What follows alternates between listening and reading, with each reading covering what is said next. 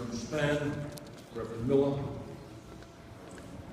Royal Missionary Baptist Church, thank you very much for allowing me to be with you and take a few minutes of your time. My name, as Reverend Spann mentioned, is Bernie Sanders. I'm a United States Senator from the state of Vermont. And let me take this opportunity to welcome all of you to join us, visit us in Vermont. But when you come, bring a warm coat. And maybe some boots in the wintertime. It's a little bit colder and more snowy in Vermont than it is here in South Carolina. I have 4 beautiful kids, 7 grandchildren, been married for 27 years. We live in unusual times. I think it is fair to say that the economy under President Obama is a lot better today than it was 7 years ago.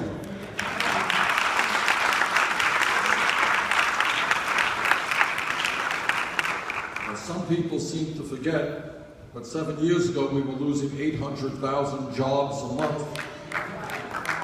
And the world's financial system was on the verge of collapse. And I think Representative Gilliard, who has accompanied me here today, and I thank him for his friendship, understands that as well. But having said that, yes, the economy is better, but we still have far too many people who are unemployed or are underemployed. We have too many children in my state and in your state who are hanging out on street corners rather than going to school or having jobs. And when kids hang out on street corners and they're not in school and they're not working, sometimes bad things happen. And it is wrong. And this is an issue we have got to deal with. From the bottom of my heart, we have got to deal with. We have more people in jail in America than any other country on earth, disproportionately Black and Latino. That's wrong.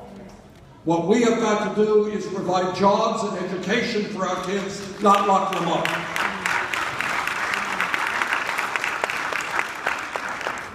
And we have in my state, and I know in your state, we have people working not one job, they're working 2 jobs, 3 jobs, trying to make a living. And the reason they're working so hard is the wages that they are earning are just too low. And that's why I believe that anybody in America who works 40 hours a week should earn a living wage.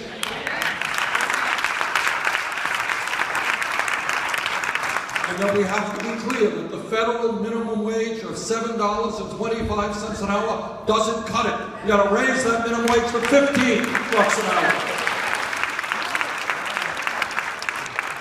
And when we're talking about our children, and I know how much you love the children, how much work you do in this church to protect the children.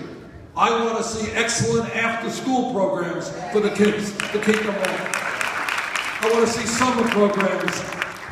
It makes a lot more sense to invest in those programs than to invest in jails when we don't have those programs.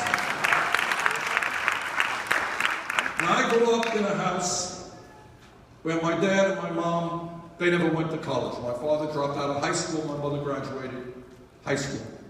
And what I know is that in my state, in Vermont, and in your state here in South Carolina, there are large numbers of kids who live in families where their parents never went to college. And for these kids, the idea of going to college is about as relevant as going to the moon, just beyond their comprehension.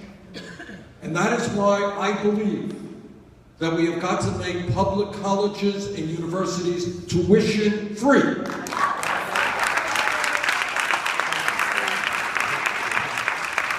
Because I believe, and I want to see the kids here, and kids all over America understand that if they do their schoolwork, if they pay attention, regardless of the income of their families, they will be able to get a good education.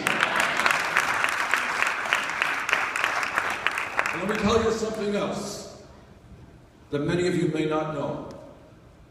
We are the wealthiest country in the history of the world. But And here's the but. Many people don't know that because almost all of that wealth and all of that income rests in the hands of a few. I don't believe that that's right. I don't believe that that is morally right. So I do believe that we should ask these very large corporations that don't pay a nickel in taxes to start paying their fair share of taxes so that our children can have a decent life.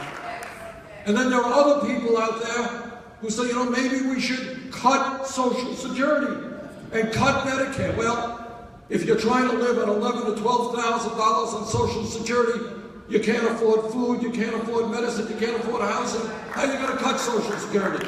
I believe we should expand Social Security. And there are some people who say, well, we don't need any gun control, no problem. I disagree. We've got too many guns running around South Carolina, too many guns running around Vermont. We need to do something to make sure that people who should not have guns do not have guns.